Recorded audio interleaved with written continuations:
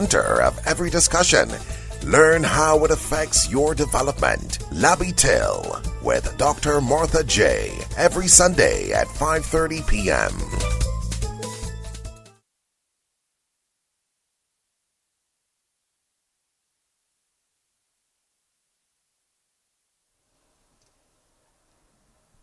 Okay, we're just standing by, waiting for Dr.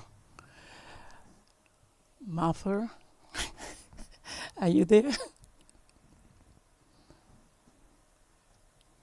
Episode of Labitil, Habits That Count, a place where we examine issues and concerns and we identify practices and habits that we can implement to fix them or to achieve some level of success.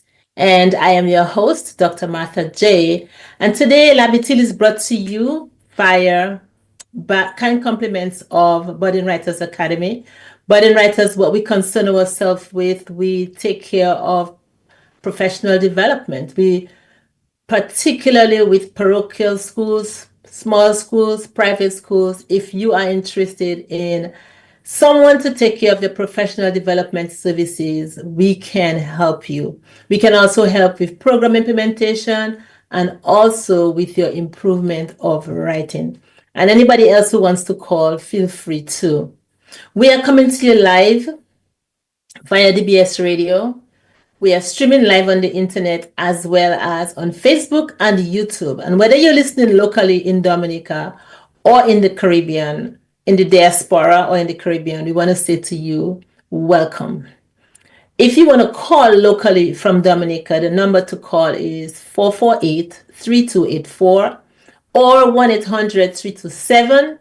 Or if you want to call from the diaspora, the number to call is 305-432-9744. Again, welcome and thank you for your listen. Last week, the United Nations designated January 24th as International Day of Education. And the focus is on AI or artificial intelligence in education. The United Nations acknowledges that while AI provides opportunities to enhance education, there are challenges that must be addressed. And to touch base on the topic from a student's perspective, I have with me a recent college graduate, and he is son of the soil, and he has roots from Dalis, of course, and Roseau. And I just want to say to you, Jared, welcome. Thank you for coming on Labitil.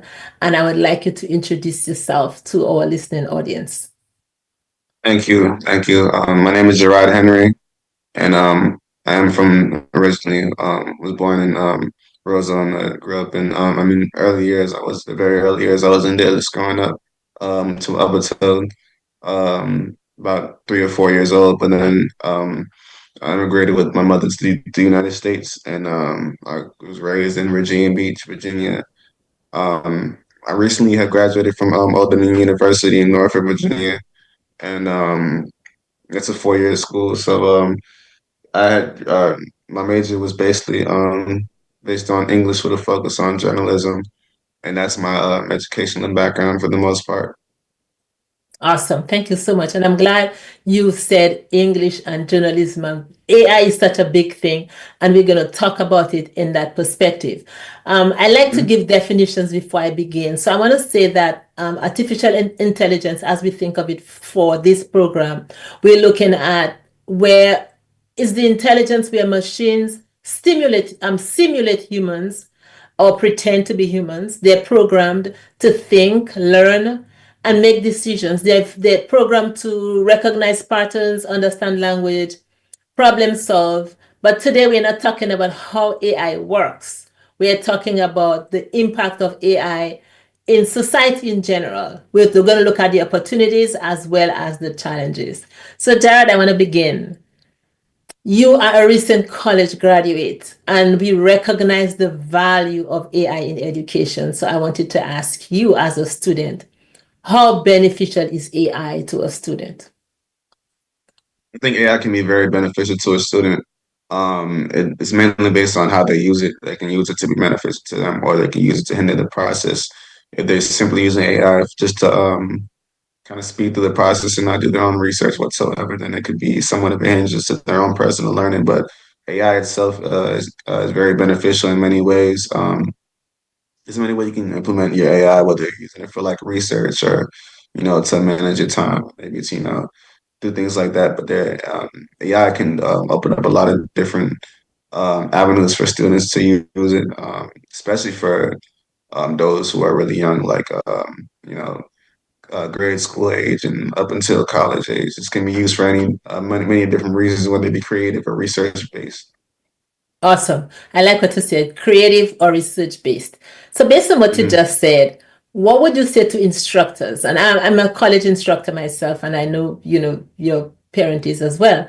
But what I wanted to ask you, what would you say to instructors who are nervous about the use of artificial intelligence in their classrooms?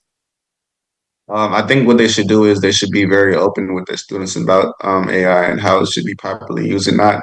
And that would not that wouldn't open up a lot of room to be able to talk to the students about the use of it, how it should be properly used. Um, for example, a lot of for one example is that I had one teacher ask me if I had created my essay using AI one time, but I didn't use it through AI. I used AI to do my research for the presentation, and then what a lot of instructors may not realize is the tools that they use online to determine if something is AI generated or not. A lot of times, these things have been put through tests, Yes. and a lot of these programs are not uh, uh, as beneficial or as accurate as they determine them to be. For example, like one time they did a test and they put the I think it was either like the U.S. Constitution or some other document through the AI paraphrasing system, or the AI detection system, and detected it was mostly AI generated, but it could have been AI generated if it was created hundreds of years ago. So Right. I think what teachers should do is instead of writing off the use of AI completely, educate their students about the benefits it can be used for, and let their students know that it's not just can be it can't be used as a tool to just get through the work. They have to also implement their own ideas into it. Awesome. And I like that because as an instructor myself, I've had to pay attention to what tools are there available to me to know when, a student uses AI. And of course, I want to say Mhm. one of the things that I recognize as an instructor is to tell students that you're supposed to cite the use of AI.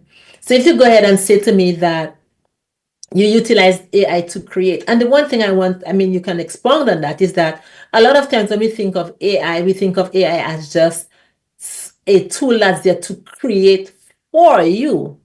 But generally, there's so many other ways we can utilize AI. For example, just correcting your work. And one of the things I like from as an instructor is when a student gives me work that is not loaded with subject verb errors. I'm pleased with that. And that's what Grammarly does. Grammarly is AI generated. So I like what you said about instructors should, make it their business to learn how to detect the difference. Find the tools that are available to them so that they can know whether these things are generated by that or not. Okay. Is there anything else you want to say? I wanted to talk a little bit about one of the things I like to talk about is ethics. From an instructor's perspective, I like it when students understand the ethical use of AI. What would you consider to be unethical use of AI? Unethical use of AI would just be, for example, a student just putting something into a prompt and generating an essay and just copying the essay word for word. That Mm-hmm. would be unethical use of AI. That's the main way I can determine that. That's the Mm-hmm. main thing that comes to my head when I think of unethical use of AI. Mm-hmm. I think most of the time, unethical use of AI in education can be of that nature. And other times we're seeing that with AI, it's really easy to stir up, a lot of misinformation using AI. For example, a lot of times people don't realize that with certain GPT sources, what was happening with a lot of college students is that they were writing essays, and then the GPT would quote sources that I didn't actually exist, because the students would just add in, add a source, and then a lot of times these GPT sources, that creates, like I said, sources that either don't exist or don't actually apply to the essay that's being used. Times we're seeing, with AI, we're seeing the use of AI to create fake news articles and spread misinformation. That can be a pretty big thing too. So I mean, the best course of action for people to be is to use AI in the way that, don't do anything with AI that you wouldn't do in with your regular, uh, in your regular writing. Awesome. I like the two examples you just gave. People Mhm. can use it for misinformation. So what I'm understanding is here, students need to learn to think critically. Because if you're telling me that you've created an essay and you said to ChatGPT, give me a source, and it's giving you sources, it is your business as a student to check that Look at the source. sources. To Click check on the it source. and see if it exists. And if it Mhm. exists, check to see if the source is credible. So, I mean, we need to get to the space where we we as humans understand that we are in charge. We are the ones in control. And I want students to think the same way. What Jared just explained to us is these are the two areas that you can get in trouble. In other words, you just put in a prompt and AI gives you, just blots this beautiful essay up for you or research paper, and you did not take the time out to double check the sources. Or you typed in something and then you got some misinformation and you've taken it as if it was truth because you got it on the internet. So you cannot give the but we call it the chat bot or whatever it is. We can't give it preeminence over humans. We've made them to simulate us, but we can't let them be us. And so I like what you're saying to us is that make sure that we understand that we can use it unethically in those ways, and we can. Is there any other area, it doesn't have to be necessarily in the classroom, that you would want to warn a college student or a high school student about the misuse of AI? Definitely, one thing about the misuse of AI is, like I said, is being used to spread misinformation. So people can, for example, if you're putting in certain things, certain GPTs, it could either be tailored to use, to fix, into your own perception. For example, one thing about, social media right now is that, well, they're using things like, deep fakes, which is like fake news can sway public opinion, spreading misinformation, and a lot of times they can use bots to create to manipulate what the trending topics are, or put what's on the platform. So, like I said, AI bots are used in a lot of different ways that can affect the public's, information and knowledge and things like that. So that's one thing that for students definitely should look into, especially when it comes to their, their privacy and information. I mean, a lot of times that we're seeing that, especially with certain social medias. I mean, most of the social medias nowadays have been proven to be a lot of AI generated bots. Yeah. Um, so it's just a lot of misinformation being spread around. It's a lot of, it's a lot of crazy stuff happening. And, I think people should just, you know, keep in mind of what they're doing. Mhm.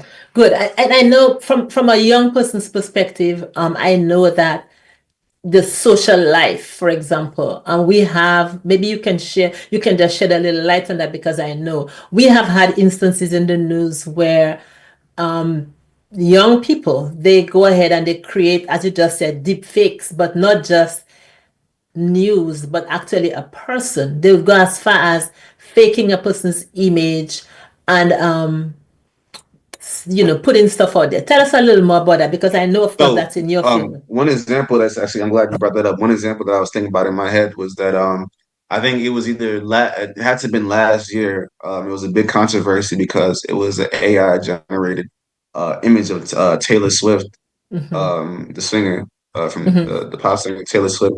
It was Hmm. like an AI generated image of her. It was pretty inappropriate. It was an inappropriate image that was AI generated of her, and Hmm. it was a huge media. um, circus around that topic because, like I said, that it's showing that it's really easy to create fake images that are pretty damaging to people if you think about it. I mean, if it's Mm, so easy for somebody to create a explicit picture of somebody using AI, I mhm, mean that opens a lot of doors. So when AI could becomes more powerful, what else can people start faking? Like it could be fake evidence and fake pictures of people doing things that they might not supposed to be doing. mhm. But we never know now because now with this AI, with AI spreading around, there's going to be a lot of in the future. This might be a lot of there has to be a lot of research done into how to prove something is AI or not. If the AI gets more too close to human ability towards the point where you can't tell the difference between AI and humans through pictures anymore. Awesome. I know. And I know that's one of the things that the one of the companies that take care of looking at how would I say it, plagiarism, they are working really hard, but AI is just moving so fast that It is. as fast as they create something to say, oh, I want to, you can check to see if this is AI generated, then AI has already moved another step. And so they have that competition as to how do you how do you prove that this is AI? And I'm finding out so many things. For example, I typed something and I said, what if I put in my entire manuscript and I ask you to make it shorter like you did for the test we did for the Constitution. I asked, will AI take my information and probably store it so that it could provide for somebody else? And then it says to me, it depends on what version I have. So I need to check the privacy settings even before I put in my own private information in there or information I do not want to make public. And I wish I just want, that's one of the suggestions that we see is to people need to learn how AI works before we can just delve into it so much. So I really like to ask us for habits. We on this show we normally focus on habits to consider. What I want to ask you is, while we consider AI to be valuable in education or in society, can you share some tips to high school students or to college students to encourage them to be able to say, hey, you can implement this, enjoy the opportunities, enjoy the benefits, but here are the things you need to pay attention to as far as being ethical in your use. Share with us, be liberated, and talk. Let me see if we have it. And while you speak, I'm going to check to see if anybody has anything to ask. Go ahead. So one way AI can be used in a positive way is for students to use time-based or template-based AI apps to keep track of like things that like their deadlines and their assignments and all that. We're integrating AI with their calendar, task management, applications that's going to help them manage their coursework and activities, as well as also things like using AI for study aids and personalized learning. If they're using apps, like I said, you were talking about earlier, which Grammarly. Grammarly is a good tool for to help students fix their writing mistakes they might have. Also, like I said, a lot of companies are now using AI based tutors, Yep. such as like Khan Academy, and Quizlet and all that. Chat GPT also they can provide personalized help with the homework and things like that. And I think the biggest way to help students with when it comes to especially students in my field when it comes to the field of English communications is using it for research and writing. So it's really easy to just pull up GPT and just brainstorm ideas of different topics and things of that nature. I've used AI to help me. With a project I was working on recently for ODU, where it helped me create. For example, I had an idea for a K through 12 program that I was pitching to the school. So I used AI to help me, create to finish up the products and add little suggestions into it. So I think the main ethical way is by using AI is by using it for research based things and for also for help with things like brainstorming and especially if you have a lot of people get writer's block and things of that nature. So, I mean, I think that's a great reason why AI is there to help people who do suffer from things like writer's block or they need some kind of creative idea or spark to help them. Exactly. And I just wish that students would understand that AI is supposed to be a tool. Use it as a tool, not as a shortcut. And so, one Mm. of the things, as Jared just said, use it as a tool, use it to support, use it to refine your work. Don't use it to do or to complete your work. Somebody was telling me, sharing a joke with me the other day, saying that they went online and tried to see, they heard somebody sharing a message. I think it was a message of sympathy. And then they decided to just ask ChatGPT for a message of sympathy, and they got the exact same message. So the point is, we need to learn to use AI as a support. Have your own ideas and use AI to support you, not to replicate you or to replace you. I mean, AI should not be replacing you at all. Is there anything else you want to say? Mm-hmm. Yeah, I mean, so students just don't use AI as a, like you said, don't use it as a shortcut. There's plenty of good ways to use AI and use it creatively as well. Use it to create different things. There's Yes. a lot of AI. There's a lot of benefit in AI. There's a lot of new jobs that's going to be coming soon through AI. Mm-hmm. Yep. So, definitely do your research on AI and use it to the best of your ability. Use it to make money and use it to, advance what you're doing and use it to help you with time management and things of that nature. Think of it as a tool that can be used to help you, but don't get too sucked into it and don't let it take advantage of or don't let it take priority over you using your own brain to think of different things. The Exactly. most powerful computer is the human brain. That's right. And I just wish that our students would really understand that. So, when I went over and I saw a few other things that they're saying is that practice problem solving. So use AI to guide you. And just as we just said, it's like your brain is a lot more powerful than AI. So use your brain. And what I heard from Jared is if you picked up something from AI, your brain still works. So you use that to think critically and double check to see what is that information. Is it correct? Is it true? Use your own critical thinking skills because I think we're giving that up. We're giving up the idea that we are still able to think critically for ourselves. And I'm glad that you're saying that. Question the information that you're getting. And if AI gave you a source, click on that source, check it out. Make sure that source exists and if it's really real. Because if somebody gives you a source and it's probably somebody who's not qualified in the field, then obviously it's not the most accurate source that you can get.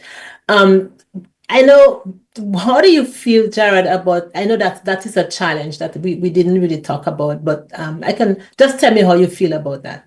For example, one of the challenges that the United Nations sees in the use of AI is that we might be widening the gap between students, the haves and the have-nots. So we might have students who probably in high school or in college, and they probably don't have, when they leave school, maybe at school you have access to the internet and everything else. But when they leave school, they probably do not have the internet, or they do, or they might be in areas where they have school, they don't have it at all. And so what we find happening is that students who have access to technology are advancing, and those who do not have it, we are actually they're not. Do you think AI in that space is fair? As far as the way that we are moving in society in general. And I mean, just feel liberated to tell me what you think. I mean, most students, different students in different areas will have different opportunities and different access to different things. I mean, it's not a matter of necessarily is it fair that one person has another. In a perfect world, everybody would have access to all the same things. But I mean, if we're able to, improve the education of this, people that are able to, have the ability to improve it, then we can always work on that from there. And education equals prosperity. So I mean if one person, let's say, go back to give the communities, computers or uh, set something up in the area where more students are able to get access to these devices, I mean, that would definitely be a good thing. But yeah, I mean, in my opinion, that's an issue for, you know, wherever it could be. For example, like I mean, in the United States, I mean, most most school systems have, or people in school systems have access to computers. I mean, what happens in the home is outside of anybody's real control. Um, but like I said, I mean, I think the best option is to focus on improving the education for those who need it, improving different school systems, and allowing people to gain different access to different opportunities. So that's gonna be the best option. Awesome. I'm just going to read a few comments. Rhoda says, professors can distinguish between AI and your work. And I want to say yes, if we use the right tools, because as Jared gave us an example a while ago, he said that they used the Constitution, placed it into AI, and it came out as saying that it was AI generated, but it's not. It was something that was written hundreds of years ago. So I'm saying that I'm hoping that we are using tools that are, I mean, the people who are creating those tools will have to perfect them. Because if you're going to show something that was written 1800, I mean, yeah, in 1877, 18, whatever that year was, you want to Yeah. create that as AI generated, then that's a problem. So I think I appreciate that comment, but I just hope that the tools that instructors are using are authentic or accurate, rather. Another comment said, good information for lots of students and even for us as adults. AI has misinformation, always fact check. And of course, always use critical thinking. Thank you, Mara Lando. And then Merlin And Larrock, it's good to fact check everything that's online right now. yes. And then Merlin Larrock says all of that can be helpful to support the writing if used wisely, but can also discourage students from actually doing their work. Can also cause confusion regarding plagiarism. And again, we touched on that a while ago, talking about the different tools that they have available to make sure that happens. Jared, you've been awesome. Do you have any final words? We're down to the last few minutes, and I just want you to just tell me anything that you want to say or share, final thoughts. Thank everybody for tuning in today. Make sure that I mean, if you are in school, make sure you're focused. I mean, education can change a lot of lives. And whatever goal you are working to, hopefully, you're doing your best to achieve it, and you're doing the right thing and staying on the right track. Um, keep God in your life, whoever you decide to pray to. Keep God in your life. Yeah, and I mean, just yeah, I mean, like I said, I mean, AI can be used for a lot of different things. Whether it be creative wise or art wise or education wise or musical wise, just make sure you're using it in the right way and don't get fooled by people using AI to trick people or to try to swindle you out of your money. I mean, just always be wise and don't do anything that you don't think about for at least 2 minutes. Beautiful. I appreciate that.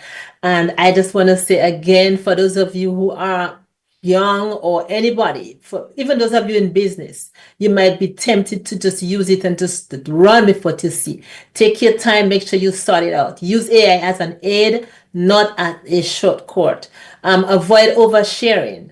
Understand how AI uses your data. So make sure that you're being careful with that. And of course, always read the privacy policy because you do not know what they're going to do with what you just put in. If you are being creative and you add some lines and then you ask AI for another line, you don't know what's happening to that data if you have according to the vision that you have. The point is, yes, go ahead and use AI, but remember you want to be aware of biases, as Jared just said. Don't be gullible and just taking anything you see. Who created that? Who put that information into there? Make sure you pay attention to that. And when you're using it, make sure you can maintain integrity and your privacy. All right. I want you to use it as a support, not as a replacement. So be One story, responsible in your use. Go ahead. one story I wanted to tell is Miss Martha. She was supposed to she had sent me a crib when I was born. She had sent a crib on the boat through St. Thomas. to go to where I was, and so that's a one thing story I had to bring back up. That's another story she probably hasn't heard in a long time. Jared, that's not necessary. But anyway, you can say hi to your grandparents. I'd rather you say that than talk about that creep. Go ahead. Say hi to your grandparents. They might be listening in dailies. Hey. So my grandparents, hi to everybody that's watching, whoever's watching, hi. Okay, so the St. Louis in Dailies, Pastor Neyman, Pastor St. Louis, Sister Iya, these are his grandparents and his relatives. Thank you so much. You have grown into a beautiful young man, and thank you so much for agreeing to be on this program. And for those of you listening, next week, Sunday, I have another young man on the program. His name is Ajani Kazimi. You know him as the young man who was excellent in his CXCs and, well, they call it something else right now. But he was perfect in his scores, but he was also a perfect athlete as far as his cycling. And so I'm bringing him next week to talk about the perfect balance between scholarly success and academia. So athletics. How do you balance being a good athlete, a successful athlete, and also a successful student? And so he'll come next week. I want to say, folks, you've been listening to Labby Till Habits That Count. For those of you who voted for me as an entrepreneur of impact, I want to say thank you so much. Voting ends on January 30th and it's going to continue for the second round. The top 20 goes into the second round, and I think I'm number 6 or 7 for now. So it looks like I'll be going into the second round, and I'll ask you again. So thank you so much for voting for me. And I want to say, for those of you who are listening, I always say to you, show kindness to at least one person. And Jarrod says to you today about God in your life, and I want to reiterate that as well. And I always want to say, if you plant something, plant a seed, plant kindness, it's going to grow. And thank you again. Bye-bye, everyone. Thank you for your listen. Anytime. Thank you. Thank you. Anytime. All right. Labby Till, Habits That Count, every Sunday at 5:30 p.m. with Dr. Martha J. The Habit Loop will be at the center of every discussion. Learn how it affects your development. Labby Till with Dr. Martha J. every Sunday at 5:30 p.m. In a world filled with mobile phones, tablets, and computers, one may ask, why radio? DBS Radio has the answer. For 50 years, we've got it right. DBS Radio reaches so many people, and that link with our online presence seals the deal. DBS Radio informs, educates, and entertains. We are a trusted source. We build community. We go beyond electricity. We go beyond mobile signal. We go beyond literacy. We are DBS Radio, a ray of hope in challenging times.